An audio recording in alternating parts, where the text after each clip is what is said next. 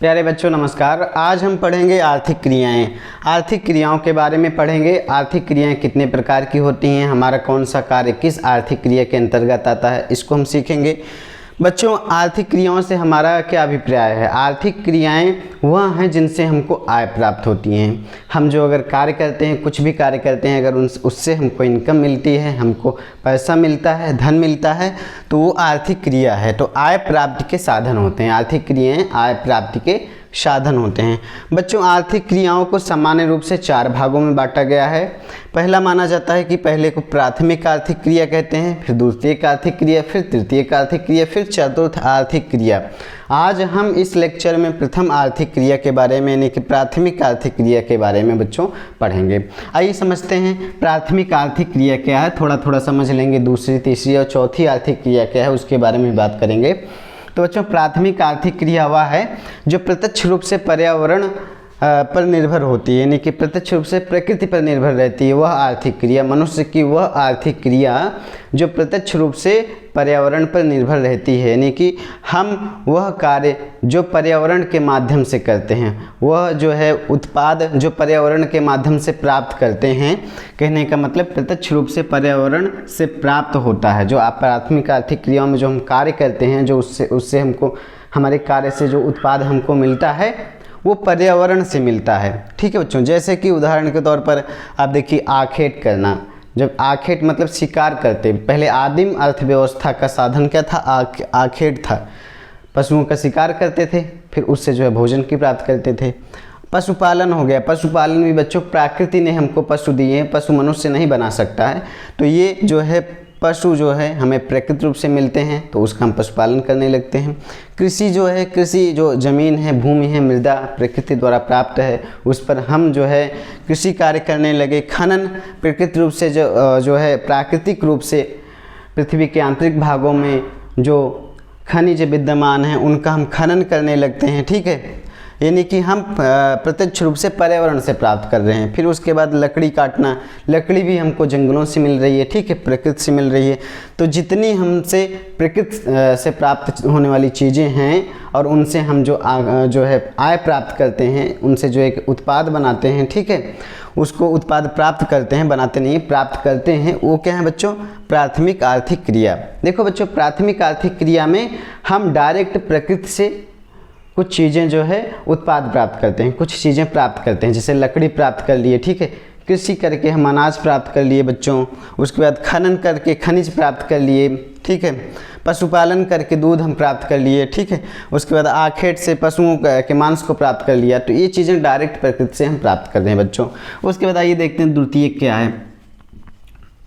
द्वितीयक बच्चों, द्वितीयक आर्थिक क्रिया वह है जो इन्हीं प्राथमिक आर्थिक क्रियाओं में संशोधन, परिवर्धन एवं परिवर्तन करके, परिमार्जन करके, ठीक है, परिमार्जन या परिवर्तन करके उसका जो है कीमत बढ़ा देती हैं। उस उत्पाद का कीमत बढ़ा देती हैं, उसको क्या कहते हैं? द्वितीयक आर्थिक क्रियाएं।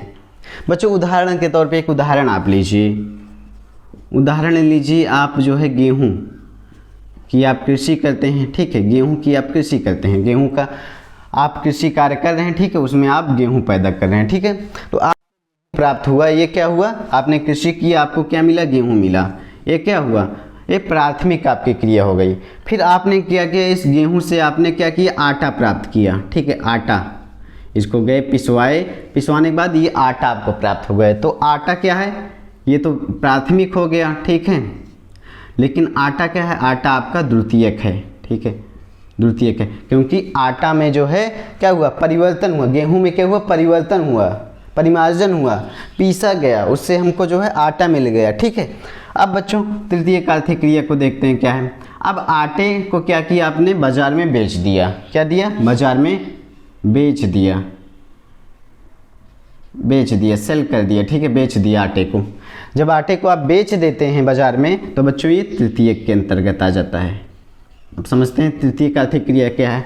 बच्चों, तृतीयक आर्थिक क्रिया वह आर्थिक क्रिया है जो प्राथमिक और द्वितीयक आर्थिक क्रिया में सहायता करती है। इन दोनों आर्थिक क्रिया में वो तृतीयक आर्थिक क्रिया सहायता करती है। जैसे कि अगर आपके खेतों से आपको उत्पाद प्राप्त होता है, ठीक है, आप उत्पाद से जो आटा बनाते हैं, आटे को जब बेचते हैं आप, ठीक है, तो तृतीयक के अंतर्गत आ जाएगा। ठीक है, जो व्यापारी आपसे खरीद कर ले जा रहा है, ठीक है, व्यापारी आगे बेच आपसे खरीद रहा है, आपसे फिर आगे बेच रहा है, तो ये तृतीयक के अंतर्गत आ जाएगा। मतलब कि प्राथमिक और द्वितीयक को ये लोग फ़ायदा पहुंचा रहे हैं, कि प्राथमिक और द्वितीयक को ये लोग सहायता पहुंचा रहे हैं। इसी तरीके से बैंक आपकी आ जाती है, बैंक हमको लोन देती है, ठीक है, मुद्रा आ जाती है। इस तरीके से जो है आप देखेंगे परिवहन आ जाता है, यानी कि तृतीयक में क्या होता है, संचार एवं परिवहन के साधन आते हैं बच्चों। व्यापार आता है, ठीक है, व्यापार, संचार एवं परिवहन के साधन भी हमारे प्राथमिक और द्वितीयक क्रियाकलापों में ही तो मदद करते हैं। ठीक है, उसके बाद व्यापार आ जाता है, ठीक है, बैंक आ जाता है। इसलिए इसको क्या कहते हैं, सेवा क्षेत्र कहते हैं बच्चों। दिखाई दे रहा है यहाँ पे। हम बच्चों तृतीयक आर्थिक क्रियाकलाप को कहते हैं सेवा क्षेत्र। इसको सेवा क्षेत्र कहते हैं, सेवा क्षेत्र के अंतर्गत आता है, क्योंकि बच्चों यहाँ पर सेवाएं दी जाती हैं, और सेवाएं दी जाती हैं, सेवाओं देने के बाद यहाँ पर प्रत्यक्ष रूप से क्या होता है, आपको इनकम मिलती है, आय मिलती है। ठीक है, आपने सेवा के बदले क्या मिला, आय मिलती है। यहाँ आप सेवा देते हैं तो आपको आय मिल जाती है। ठीक है, जैसे उदाहरण तौर पे आप बेचते हैं तो तुरंत आपको आय मिल जाती है। ठीक है, आपको कोई जाके पैदा तो करना नहीं पड़ रहा है। अगर आप एक शिक्षक हैं तो आप स्कूल में पढ़ा रहे हैं, तो अपनी सेवा दे रहे हैं, आपको आय प्राप्त हो जा रही है। आप जैसे इसके अंतर्गत वकील भी आते हैं, वकील, ठीक है, वकील को सीधा उनकी आय प्राप्त होती है सेवा देने से। ठीक है बच्चों, इसके अंतर्गत जो है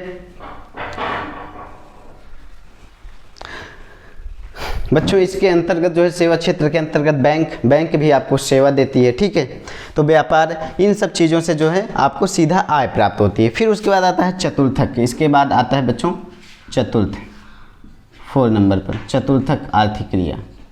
चतुर्थक क्रियाकलाप के अंतर्गत आता है, जिसमें परामर्श दाता आते हैं। ठीक है बच्चों, शोध कार्य चतुर्थक क्रियाकलाप के अंतर्गत आता है। विश्वविद्यालय महाविद्यालयों की सेवाएं आती हैं। ठीक बच्चों, अस्पताल की सेवाएं चतुर्थक क्रियाकलाप के अंतर्गत आती हैं। तो इस प्रकार से चतुर्थक क्रियाकलाप के अंतर्गत ये बातें आती हैं। बच्चों कहीं कहीं आपको मिल जाएगा कि पंचम आर्थिक क्रियाकलाप भी आपको मिलते हैं। पंचम आर्थिक क्रियाकलाप में, जिसमें किसी भी क्षेत्र में जो शीर्षतम अधिकारी होते हैं, किसी भी कार्यालय के शीर्षतम अधिकारी, जैसे सीईओ बात करते हैं, सीईओ उनके कार्य पंचम आर्थिक क्रियाकलाप में आएंगे। बच्चों जो सांसद होते हैं, एमएलए होते हैं, जो कानून निर्माता होते हैं, वो पंचम में आते हैं। तो अभी एक बार इन चीज़ों को हम और पढ़ेंगे। तो अभी हम सिर्फ बातें कर रहे हैं प्राथमिक आर्थिक क्रियाकलाप की, फिर आगे जब हम नेक्स्ट लेक्चर में और बातें करेंगे द्वितीयक, तृतीयक, चतुर्थक की, तो चीज़ें अच्छे से क्लियर हो जाएंगी। अभी हम देखते हैं प्राथमिक पर फोकस करते हैं।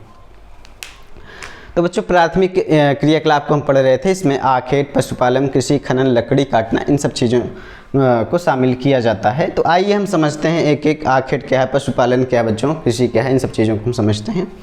बच्चों प्राथमिक आर्थिक क्रियाकलाप के अंतर्गत एक आर्थिक क्रियाकलाप है जिसको हम कहते हैं आखेट एवं भोजन संग्रहण। बच्चों आखेट एवं भोजन संग्रहण से आप क्या समझते हैं? आखेट वह है बच्चों जिसमें शिकार किया जाता है, शिकार करने को आखेट कहा जाता है। भोजन संग्रहण मतलब भोजों को इकट्ठा करके लाके रखना, जैसे जंगल से फल लाके इकट्ठा करके रखना, ठीक है, कुछ खेतों से अनाज मिल जाए उसको लाकर रखना। तो बच्चों ये बहुत ही प्राचीन, ठीक है, प्राचीन और आरंभिक जो है आर्थिक क्रियाएं रही हैं। आखेट जो है वर्तमान में जो है नहीं देखा जाता है, वर्तमान में सिर्फ जनजातियां ही जंगलों में आखेट करती हैं। लेकिन इसके पहले अगर मानव का देखा जाए, मानव का आदिम व्यवसाय यही रहा है। आदि मानव सिर्फ आखेट ही करता था, भोजन का संग्रहण करता था, ठीक है, आखेट करता था, पशुओं के मांस के लिए आखेट करता था, शिकार करता था, और मांस का जो है वो संग्रह भी करता था कि अगले दिन नहीं मिला तो खाएंगे। जंगलों से कंदमूल फलों को लाकर जो है उसे संग्रह करके रखता था कि जो है कल नहीं मिला तो इसका हम इस्तेमाल करेंगे, ठीक है। तो इस प्रकार के जो है आर्थिक क्रियाकलाप पहले थे। ये प्रारंभिक आर्थिक क्रियाकलाप हैं। आपको ऑप्शन आ जाए तो प्रारंभिक लिखा रहे तो प्रारंभिक कौन सा है? तो प्रारंभिक आर्थिक क्रियाकलाप आपका प्राथमिक आर्थिक क्रियाकलाप प्रारंभिक जो है और प्राचीन आर्थिक क्रियाएं हैं। उसके बाद बच्चों आप देखेंगे ये प्राचीन ढंग से किए जाते हैं, प्राचीन ढंग से शिकार किया जाता है, ठीक है बच्चों। क्योंकि अगर आर्थिक क्रिया के लिए शिकार किया जा रहा है तो प्राचीन ढंग से शिकार किया जा रहा है, क्योंकि वर्तमान में शिकार करना जो है अवैध कर दिया गया है, शिकार नहीं किया जाता है। तो शिकार सिर्फ जनजातियाँ अभी भी करती हैं, वो भी प्राचीन ढंग से ही करती हैं, प्राचीन ढंग से पहले भी करती थी, ठीक है। प्राचीन ढंग से कैसे करती थी बच्चों, उनके पत्थर से शिकार करती थी, ठीक है, पत्थर नुकीले पत्थर से करती थी, और पता चलता कभी कभी जो है तीर कमान से करती थी, या लकड़ियाँ जो भी रहती थी उनसे शिकार करती थी। तो इस प्रकार से प्राथमिक ढंग से प्राचीन ढंग से शिकार करते थे। इनमें निम्न पूंजी एवं तकनीकी थी, ठीक है, इनके पास पूंजी बहुत ही बिल्कुल शून्य थी, तकनीकी भी इनके तकनीकी का अभाव था, बिना तकनीक और पूंजी के ये लोग शिकार करते थे, ठीक है। पहले शुरुआत में पत्थरों से मार के शिकार करते थे, फिर नुकीले पत्थर बनाने लगे, फिर तीर बनाने लगे, थोड़ा थोड़ा जो है तकनीकी थोड़ा थोड़ा बढ़ी, लेकिन तकनीक में उतना विकास नहीं आया। जैसे कि वर्तमान में बंदूक और राइफ़ल से भी शिकार करते हैं, तो शायद वो बंदूक राइफ़ल से शिकार तो वर्तमान में किया जाता है, लेकिन जो है वो अवैध रूप से किया जाता है, ना कि व्यापार के दृष्टिकोण से, ना कि जो आर्थिक क्रिया आर्थिक अर्थ प्राप्ति के साधन के रूप में किया जाता है। अगर वो किया भी जाता है तो अवैध रूप से किया जाता है। तो बच्चों हम यहाँ पे पढ़ेंगे तो आखेट जो किया जा रहा है यहाँ पे निम्न प्राचीन ढंग से किया जा रहा है, इसमें निम्न पूंजी एवं तकनीकी लग रही है। उसके बाद बच्चों आधुनिकीकरण के बारे में पढ़ेंगे कि आधुनिक समय में किस प्रकार से हो रहा है ये सब काम, इसको भी देखेंगे बाद में। तो आरंभिक एवं प्राचीन आर्थिक क्रियाएं हैं ये उच्च एवं, अब किन क्षेत्रों में ये हो रही हैं हम इसको देखते हैं, किन क्षेत्रों में ये क्रियाएं हो रही हैं, ये क्षेत्र आपके लिए महत्वपूर्ण है बच्चों। देखिए बच्चों, उच्च और निम्न अक्षांशों में ये क्रियाएं वर्तमान में ज़्यादा देखी जा रही हैं। उच्च अक्षांश और निम्न अक्षांश, ये आपका हो गया उच्च अक्षांश, ठीक है बच्चों, उच्च अक्षांश, और ये आपका हो गया निम्न अक्षांश। इन क्षेत्रों में आपको ये आर्थिक क्रियाकलाप दिखाई देंगे बच्चों। उच्च अक्षांशों और निम्न अक्षांशों में, उच्च में जैसे आप देख रहे हो नॉर्थ अमेरिका के उत्तरी भाग में, ठीक है, यहाँ पर आपको दिखाई देगा, यहाँ पर दिखाई देगा बच्चों। इन क्षेत्रों में यहाँ पर एस्किमो जनजातियाँ रहती हैं, ठीक है। कनाडा यहाँ पे है, ये उत्तरी अमेरिका आपका, ये उत्तरी अमेरिका है, यहाँ पे कनाडा है।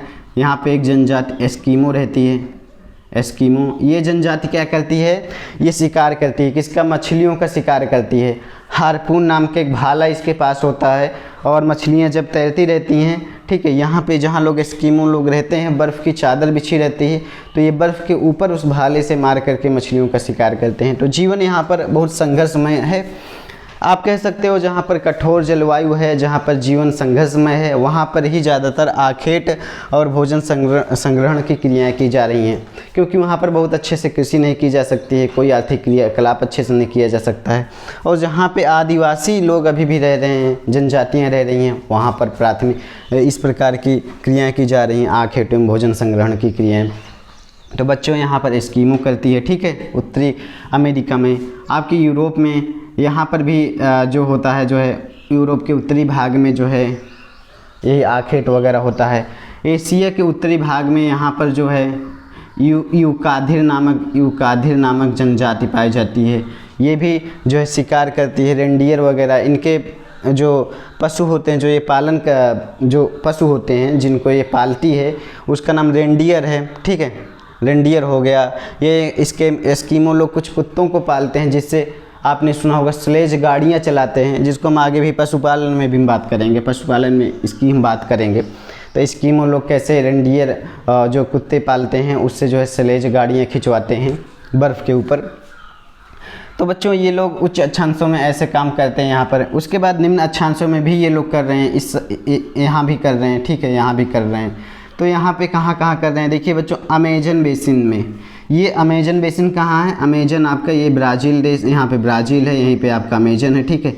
ये अमेजन बेसिन ये है, ठीक है। अमेजन बेसिन क्यों है, क्योंकि यहाँ पे अमेजन नदी है, यहीं पे अमेजन नदी बहती है बच्चों। अमेजन मैप में आप देखिएगा एक बार, अमेजन नदी बहती है। तो इस अमेजन बेसिन के नदी के चारों तरफ जो जनजातियाँ रहती हैं वो आखेट करती हैं, ठीक है, भोजन संग्रहण का कार्य करती हैं, ठीक है।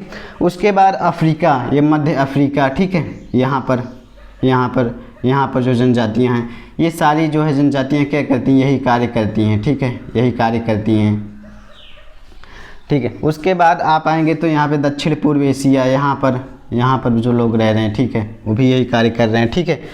उसके बाद अमेजन बेसिन के बाद उष्णकटिबंधीय अफ्रीका में, ठीक है, उष्णकटिबंधीय अफ्रीका, यही है उष्णकटिबंधीय अफ्रीका का क्षेत्र, ठीक है, यहाँ से यहाँ तक भी है, यहाँ भी यहाँ के लोग भी यही कर रहे हैं, यहाँ सहारा मरुस्थल के पास भी यही कर रहे हैं, ठीक है।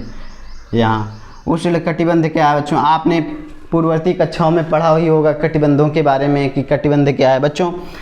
23.5 उत्तरी से 23.5 दक्षिणी के बीच वाले क्षेत्र को क्या कहते हैं हम, इस क्षेत्र को क्या कहते हैं, उष्णकटिबंधीय कहते हैं, ठीक है। तो अफ्रीका जो देश है इसके उष्णकटिबंधीय भाग में लगभग इसी प्रकार की अर्थव्यवस्थाएं जनजातियों द्वारा प्रचलित हैं बच्चों। दक्षिण पूर्व एशिया में भी इस प्रकार की जो जनजातियाँ हैं ऐसे कार्य करती हैं, आखेट करती हैं, भोजन संग्रहण का कार्य करती हैं। तो हमने ये बातें यहाँ पर कर लिए। अब बच्चों हम पशुचारण की बात करते हैं, जिसे हम बोल रहे थे अभी पशुपालन की और बात करें। पशुपालन में बच्चों क्या होता है, पशुओं को पालतू बनाया जाता है और पालतू बना करके जो है बच्चों उनसे दूध प्राप्त किया जाता है, उनसे मांस प्राप्त की जाती है, ठीक है।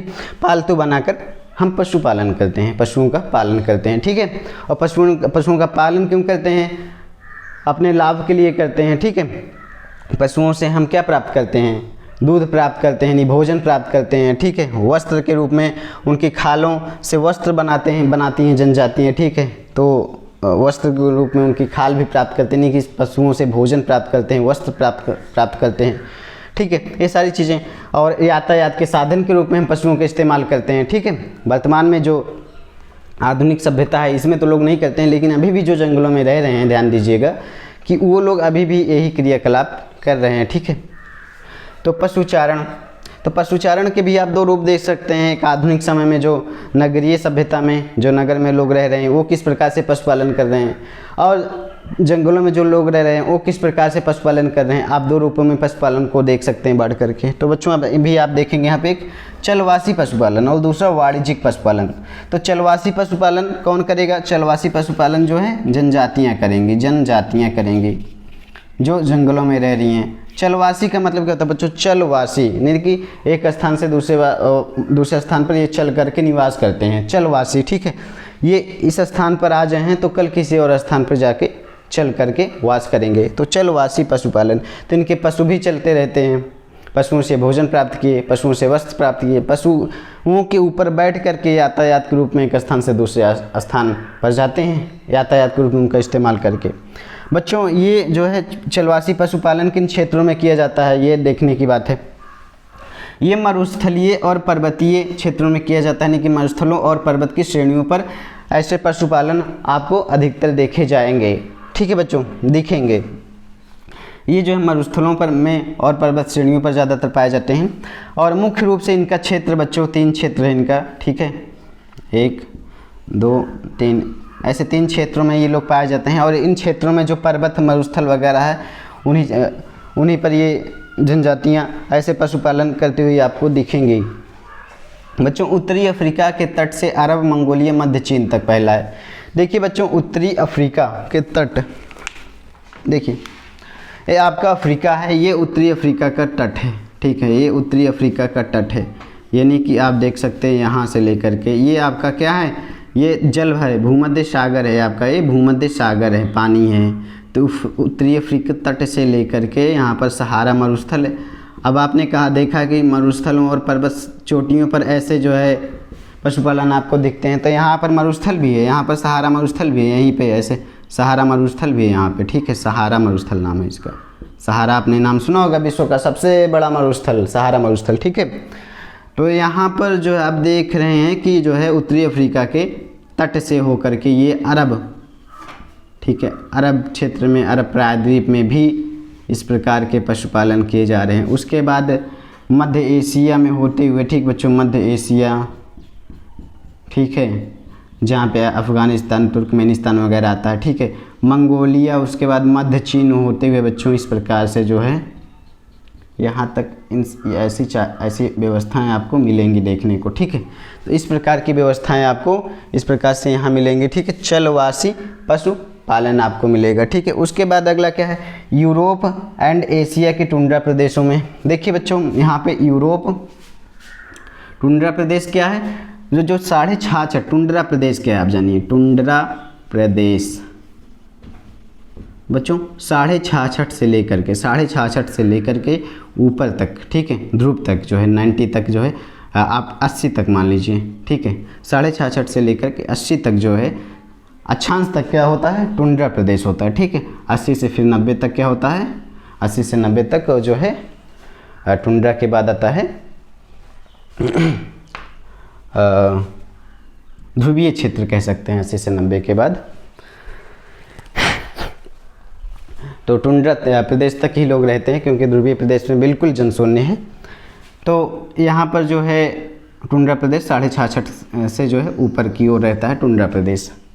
तो टुंड्रा प्रदेश में बच्चों जो है आपके यहाँ पर यूरोप में, ठीक है, यूरोप का उत्तरी यूरोप क्षेत्र, ठीक, उत्तरी एशिया क्षेत्र, ठीक है, उत्तरी एशिया क्षेत्र। हमने अभी बात की थी कि यूकाधिर नामक जनजाति रहती है यहाँ पे, ठीक है। यूरोप में भी ऐसी जनजातियाँ रहती हैं, ठीक है। तो ये सारी जनजातियाँ क्या इस क्षेत्र में रहती हैं, इस क्षेत्र में, और इस क्षेत्र में रहती हैं और यहाँ पर इस प्रकार के क्या करती हैं, पशुपालन करती हैं।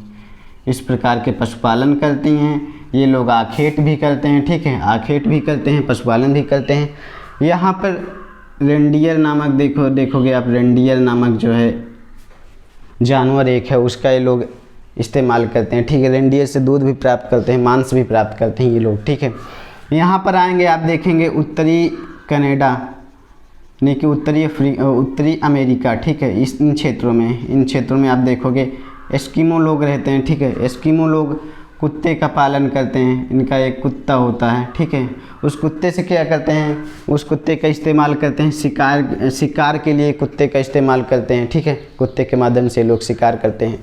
कुत्ते में जो है इनकी एक गाड़ी होती है, स्लेज गाड़ी जिसको कहते हैं, ठीक है, उसको बांधते हैं और उस पर बैठ जाते हैं, कुत्ता खींचता रहता है, गाड़ी चलती रहती है। यानी कि एक स्थान से दूसरे स्थान पर जाने के लिए, बर्फ़ पर चलने के लिए कुत्ते का इस्तेमाल करते हैं। बर्फ़ पर चलना एक बड़ा काम है, मुश्किल काम है, ठीक है। अभी हाथ में बर्फ़ ले लो, लगता है कि जैसे हाथ में कांटे चुभ रहे हैं, तो बर्फ़ पर लगातार नंगे पाँव चलना। तो ये लोग भी यहाँ पर कुछ व्यवस्था कर लिए हैं, कुत्ते से जो स्लेज गाड़ियाँ खिंचवाते हैं। तो इस प्रकार के पशुपालन यहाँ मतलब कि आदिम प्रकार के पशुपालन प्रचलित है इस प्रकार टुंड्रा प्रदेश में, पश्चिमी अफ्रीका। उसके बाद बच्चों देखिए अगला क्षेत्र क्या है, तीसरा, पश्चिमी अफ्रीका और मेडागास्कर।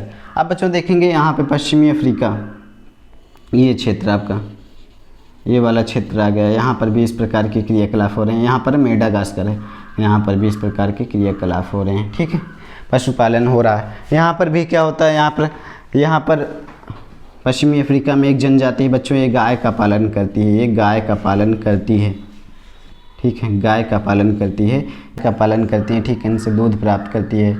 और ये ऐसी जनजाति होती हैं जो इन गाय के नसों में सुई चुभोकर इसका खून भी जो है पीती है, ठीक है, खून पीती है, खून को बड़े चाव से लोग पीते हैं, ठीक है।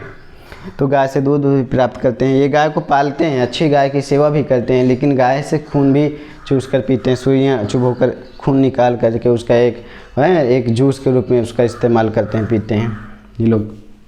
तो यहाँ पे जो जनजातियाँ पाई जाती हैं, आगे आप जनजातियों को पढ़ेंगे तो आप देखेंगे किन क्षेत्रों में कौन कौन सी जनजातियाँ पाई जा रही हैं। ज़्यादा डिटेल से यहाँ पर चर्चा नहीं करेंगे भी। तो बच्चों फिर यहाँ पर मेडागास्कर है, मेडागास्कर में भी जनजातियाँ इसी प्रकार के कार्य करती हैं, इसी प्रकार के पशुपालन करती हैं, ठीक है। अब देखेंगे बच्चों वाणिज्यिक पशुपालन, ठीक है, वाणिज्यिक पशुपालन आधुनिक समय में किया जा रहा है, ठीक है, आधुनिक व्यापारिक स्तर पर किया जा रहा है वाणिज्यिक पशुपालन। आप देख रहे हैं कितनी डेयरियाँ खुली हैं, ठीक है, और डेयरी खुल रही है, डेयरी के माध्यम से दूध को बेचा जा रहा है, ठीक है, और दूध का प्रसंस्करण किया जा रहा है, और दूध फिर से आकर के हमको थैलियों में, हमको आकर के शहरों में, नगरों में मिल रहा है, ठीक है, दूध को हम खरीद रहे हैं। तो इस प्रकार से बच्चों वाणिज्यिक पशुपालन किया जाता है, ठीक है। वाणिज्यिक पशुपालन कैसे किया जाता है, वैज्ञानिक ढंग से किया जाता है। ऑप्शन में जैसे रहे कि वाणिज्यिक पशुपालन किस प्रकार से किया जाता है, प्राचीन तरीके से किया जाता है, ठीक है, कैसे किया जाता है, तो वैज्ञानिक ढंग से किया जाता है। वाणिज्यिक पशुपालन यानी कि व्यापारिक, वाणिज्य से मतलब व्यापार होता है, वैज्ञानिक ढंग से पशुपालन किया जाता है, ठीक है। इसमें पूंजी प्रधान एवं व्यवस्थित होता है। ये पशुपालन करने के लिए आपको पूंजी की आवश्यकता पड़ेगी और व्यवस्थित होता है, ठीक है। बड़े बड़े जो डेयरी फार्म हैं, ठीक है, वहाँ पे क्या होता है कि जो है एक बड़े भूभाग पर जो है पशुओं के बाड़े लगा दिए जाते हैं, ठीक, उसमें पशु रहते हैं, ठीक है, और पशुओं के चरने की व्यवस्था जो की जाती है, जैसे जो बड़े बड़े पशु फार्म हैं वहाँ पर व्यापारिक स्तर पर बहुत किया जाता है, बड़े व्यापारिक स्तर पर किया जाता है। वहाँ पर अगर यहाँ पर पशु रह रहा है, ये फार्म है, तो यहाँ पर पशुओं के चरने के लिए भी जो है बड़े बड़े जो है घास के मैदान तैयार कर दिए जाते हैं। इस मैदान में जो है चारों तरफ बाड़ेबंदी कर दी जाती है और इस मैदान में अगर पशु रह रहा है, चल रहा है, तब तक इस मैदान के घास और इस मैदान के छोटे छोटे वनस्पतियाँ जो हैं बढ़ती रहती हैं। ठीक है, जब ये चर लेता है तो इसमें ला कर के छोड़ दिया जाता है, फिर ये चर लेता है तो इसमें ला कर के छोड़ दिया जाता है। यानी कि एक व्यवस्थित तरीके से पशुओं को रोग ना हो, बीमारियां ना हो, इसके लिए चिकित्सा की व्यवस्था भी यहाँ पर उपलब्ध रहती है। ठीक है, एक ही प्रकार के पशु की अधिकता होती है। जैसे अगर गौ पालन हो रहा है तो गाय ही गाय मिलेगी आपको। ठीक है, भैंस है तो भैंस ही भैंस मिलेगी। अगर सूअर पाली जा रही है तो सूअर ही सूअर मिलेगी आपको। जैसे अमेरिका में यहाँ पर बच्चों, यहाँ पर एक मक्का बोया जाता है खूब सारा। ठीक है, और इसी मक्का पेटी पर जो है, मक्का पेटी है, मक्का बेल्ट है, यहाँ का मुख्य पशु जो है बच्चों सूअर है। सूअर पालन यहाँ पर किया जाता है अमेरिका में। ठीक है, तो इस प्रकार से जो है आपके विश्व में बहुत सारे ऐसे क्षेत्र हैं जहाँ पर ज़्यादा अच्छे से वाणिज्य स्तर पर पशुपालन किया जाता है। वो क्षेत्र आपके ऑस्ट्रेलिया हो गया। ऑस्ट्रेलिया में होता है व्यापारिक स्तर पर पशुपालन। ठीक है, पशुपालन। उसके बाद बच्चों ऑस्ट्रेलिया के नीचे न्यूजीलैंड है। न्यूजीलैंड जो है दूध उत्पादन के लिए बहुत फेमस है। यहाँ पर भी पशुपालन व्यापारिक स्तर पर किया जाता है। बच्चों ब्राज़ील आपका हो गया, यहाँ पर ब्राज़ील है आपका हो गया, यहाँ पर भी पशुपालन बहुत वाणिज्यिक स्तर पर किया जाता है। एक बड़ा देश है। ठीक है, बड़ा देश है, यहाँ पर जो है घास के मैदान मिल जाते हैं। ठीक है, आपके बच्चों ऑस्ट्रेलिया हो गया, जो है हो गया ब्राज़ील हो गया, न्यूजीलैंड हो गया यहाँ पर। ठीक है, न्यूजीलैंड यहाँ पे है। अमेरिका हो गया, अमेरिका में भी पशुपालन किया जाता है। ठीक है, यहाँ भी पशुपालन। तो ये सारे क्षेत्र हो गए जो वाणिज्यिक स्तर पर पशुपालन करते हैं। भारत में भी पशुपालन किया जाता है, भारत में भी व्यापारिक स्तर पर पशुपालन किया जाता है, लेकिन भारत में उतने बड़े बड़े जो है घास के मैदान नहीं, उतने बड़े बाड़े नहीं हैं, मतलब उतने बड़े वाणिज्यिक स्तर पर नहीं किया जाता, लेकिन भारत में भी पशुपालन किया जाता है। ठीक है, तो एक ही प्रकार के पशु, जैसे आप देख रहे हैं व्यापारिक स्तर पर जो पेड़ों को लगाया जाता है, पेड़ों को लगाकर पेड़ों को बेचा जाता है। जैसे सपेता आपने सुना होगा, तो सपेता जब लगाया जाता है तो एक खेत में सिर्फ सपेता ही लगा दिया जाता है। तो इनको सहायता मिलती है कि एक ही प्रकार के पशु रहेंगे तो देख रेख करने में या चिकित्सा व्यवस्था करने में, पशुओं में कोई बीमारी निकल रही है तो गाय में निकल रही है तो उसको जो है कंट्रोल करने में इनको मदद मिलेगी। अब गाय और भैंस दोनों के खान पान अलग अलग तरीके से होते हैं। इस प्रकार से अलग अलग तरीके से जो है उनको पालने के लिए जो है थोड़ा सा अलग अलग व्यवस्थाएं करनी पड़ेगी, तो आसानी रहती है एक ही प्रकार के पशुओं को पालने में। तो इस प्रकार से बच्चों जो है पशुपालन और आखेट, ठीक है, भोजन संग्रहण, इस प्रकार से अर्थव्यवस्थाएं चल रही हैं। ये सभी प्राथमिक आर्थिक क्रियाकलाप हैं। बच्चों आपने भी यहाँ पे देखा कि जो है मरुस्थलों और पर्वत श्रेणियों पर जो है पशुओं को पालते हैं। ठीक है, प्राचीन तरीके से। ठीक है, पशुओं को पालतू बना के चलवासी पशुपालन में मरुस्थलों एवं पर्वत श्रेणियों पर इनको पाला जाता है। तो बच्चों पर्वत श्रेणियों पर जब पशुओं को पाला जाता है तो बच्चों यहाँ पर क्या किया जाता है, ऋतु प्रवास किया जाता है। अब ऋतु प्रवास क्या है, हम ऋतु प्रवास की बातें करेंगे। बच्चों ऋतु प्रवास एक शब्द आता है। ऋतु प्रवास मतलब मौसम के अनुसार, ठीक है, ऋतुओं के अनुसार जो है पशुओं को एक स्थान से दूसरे स्थान पर ले जाया जाता है। वो कैसे कहाँ ले जाया जाता है बच्चों, मैदान में ले जाया जाता है। मैदान से जो है बच्चों पर्वत पर लाया जाता है, फिर पर्वत से बच्चों मैदान की तरफ लाया जाता है। ऐसा क्यों किया जाता है बच्चों, जब गर्मी रहती है, जब गर्मी आ जाती है तो पशुओं को बहुत तेज़ी से गर्मी लगती है। ठीक है, पशुओं में बीमारियां फैलने लगती हैं, तो पशुओं को जो है थोड़ा ठंडे क्षेत्रों में ले जाया जाता है। तो पर्वतों की चोटियों पर ऊपर, ठीक है, चढ़ा दिया जाता है, पर्वतों पर चढ़ा दिया जाता है। अब चोटी तक नहीं चढ़ पाएंगे, लेकिन पर्वतों के ऊपर चढ़ाया जाता है। ठीक है, पर्वतों की तरफ ले जाया जाता है। जैसे पर्वत है ये, तो पर्वतों की तरफ ले जाया जाता है और कुछ ऊपर जाएंगे तो यहाँ पर इनको ठंडा मौसम मिलता है। आप जानते होंगे बच्चों कि अगर हम नीचे से, धरती के नीचे, मतलब धरती पर हम जहाँ पर खड़े हैं, इससे जो हम अगर ऊपर की तरफ जाते हैं तो तापमान घटने लगता है। तापमान कैसे घटता है बच्चों, जब ऊपर की तरफ आप जाते हैं तो 6.5 सेल्सियस तापमान पर 1000 मीटर, ये प्रश्न बहुत इंपॉर्टेंट बच्चों, ध्यान दीजिएगा। 1000 मीटर अगर जाते हैं आप ऊपर तो 6.5 सेल्सियस तापमान कम हो जाता है बच्चों। तो ये जो है पर्वत से ये लोग अपने पशुओं को लेकर के जो है, अपने पशुओं को लेकर के ये जो है, ठीक है, अब यहाँ पर जैसे ये मान लीजिए ये मैदान है, तो इस मैदान से लेकर के अपने पशुओं को यहाँ तक लेकर चले जाते हैं, ठीक है, यहाँ तक अपने पशुओं को लेकर चले जाते हैं, लगभग 2000 मीटर ऊंचाई तक, 2000 मीटर ऊंचाई तक लेकर चले गए। बस यहाँ पर क्या हो गया, जैसे यहाँ पर नीचे मैदानों में 40 सेल्सियस तापमान है, यहाँ पर 2000 मीटर ऊंचाई पर ले गए, यहाँ पर हो गया बच्चों, हो गया 25 सेल्सियस तापमान हो गया, यहाँ पर हो गया 25 सेल्सियस तापमान। बस पशुओं के लिए एक अच्छा माहौल, एक अच्छी ऋतु, एक अच्छा वातावरण मिल गया, ठीक है। उसके बाद बच्चों जब ठंडी आ गई, तो ठंडी आ गई तो वापस लेकर के ये जो है मैदानी भागों में आ गए। जब ठंडी आती है तो ये वापस लेकर के मैदानी भागों में आ जाते हैं, तो पर्वत से मैदान की तरफ आ जाते हैं ठंडी में, ठीक है। तो प्रश्न यहाँ पर बन सकता है। और मैदान से देखो, पर्वत से मैदान की तरफ आते हैं ठंडी में, और मैदान से पर्वत की तरफ जाते हैं गर्मी में। तो इन चीज़ों को क्या कहा जाता है, ऋतु प्रवास किया जाता है बच्चों।